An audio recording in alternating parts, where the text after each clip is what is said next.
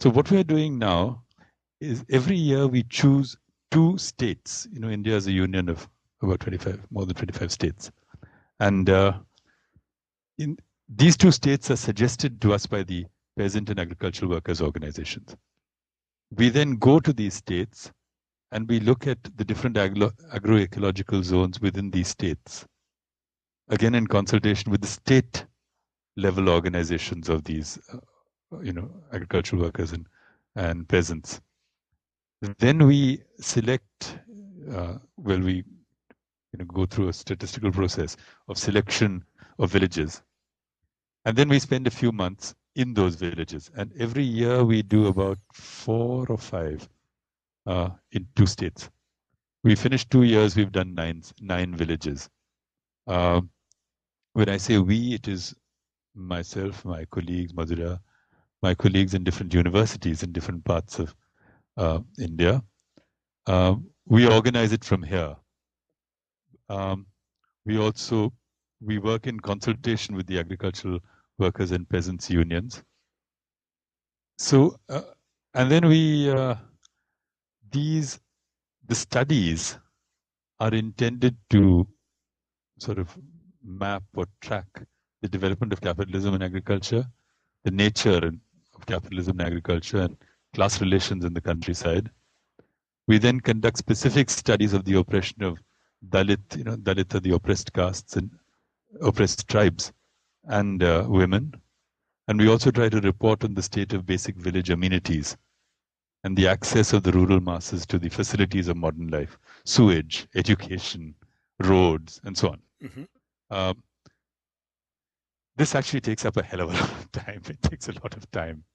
So it keeps us pretty much busy during the year.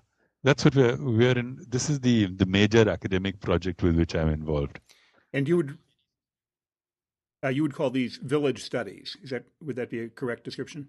Mm-hmm. Yes, it would. Yeah, village study. Yes. And the product is both analytical, descriptive, and also narrative. Yes, narrative. Now, yes, yes, you're right.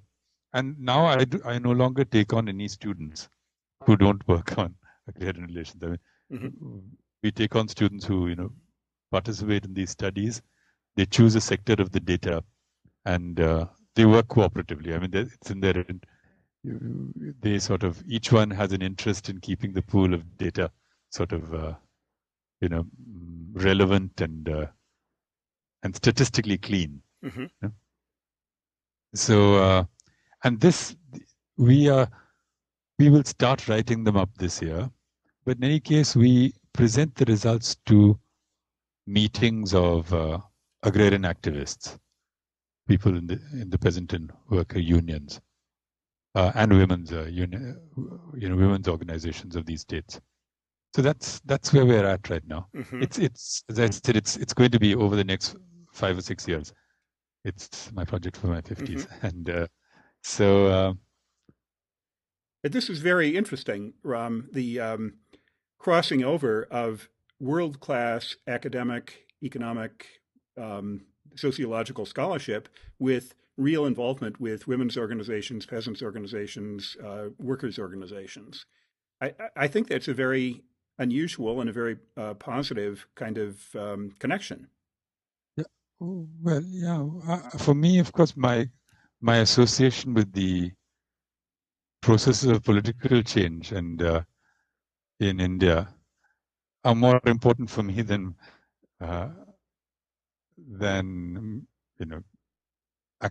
mere academics.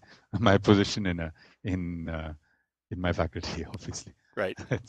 It's always been that's and that I would think that's an Indian tradition too. Mm-hmm. There are many people left too for whom their involvement is in socio-economic process, socio-political, socio-economic processes is as important as tenure, should we say, right, and related subjects. Yeah. But I'm thinking that you would agree, but possibly I'm mistaken.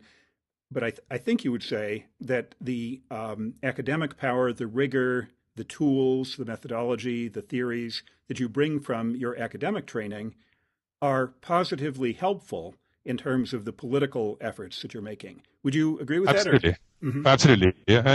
In fact, there are. I must say that when we had the first discussions with the the socio-political activists of the unions of uh, on this project as a whole, this whole program of studies. It was interesting that it was the people who are most political in these organizations. One thing we were very keen on was to actually involve in each state some of the activists of these organizations themselves in data collection and processing, and but the activists of the leadership of these peasant unions said yes, but don't lose your academic rigor. they, Mm-hmm. they were very keen that they were very keen that a kind of disinterested scientific, social scientific rigor be maintained, even that not be allowed to. That sort of advantage not be lost. Mm-hmm. No, that's very interesting. Very interesting. They were very keen on that. In fact, if anything, they were far more hard-headed about that than we were. The need to bring in to give some centrality to our academic training in the whole process. Mm-hmm. So yeah, I'm not romanticizing this. This it's very important that we bring our sort of whatever limited academic training we have to bear on this. Mm-hmm. And A point that you made earlier in talking about the village studies is how much variation there is across the map of India, different agro-ecological, technological zones. And I wonder if you could illustrate that a little bit, some of the differences that you have identified and others have identified. oh, it's enormous, the differences that you'd find in India. Now, you could find even in the last few months, the villages we've studied, we have had villages which have where let me see, villages in parts of South India where the productivity of the yields, rice yields, or parts of northwestern India where rice yields are as high as anything in Asia. We've surveyed villages which have very recently in Maharashtra, in the west of India, we surveyed a village where there's been a great deal of diversification into non-cereal production with horticulture and vegetable production for an urban market and for an international market. Flowers, the growth of growing flowers, for instance, for Europe and Japan. At the same time, that same summer, we surveyed one village where not a single house has a water connection, not a single house has an electricity connection, not a single house has sanitation.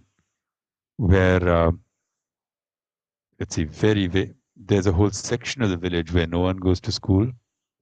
So and so the in terms of cropping pattern, land use, productivity, in terms of social structures and social systems, the kind of diversity that you have in India is probably sort of unmatched. Mm-hmm. It has no comparison in the rest of the world, because you could go, and not only that, this is not merely a geographical, that some parts are advanced, some parts of India are advanced, and some parts of India are not.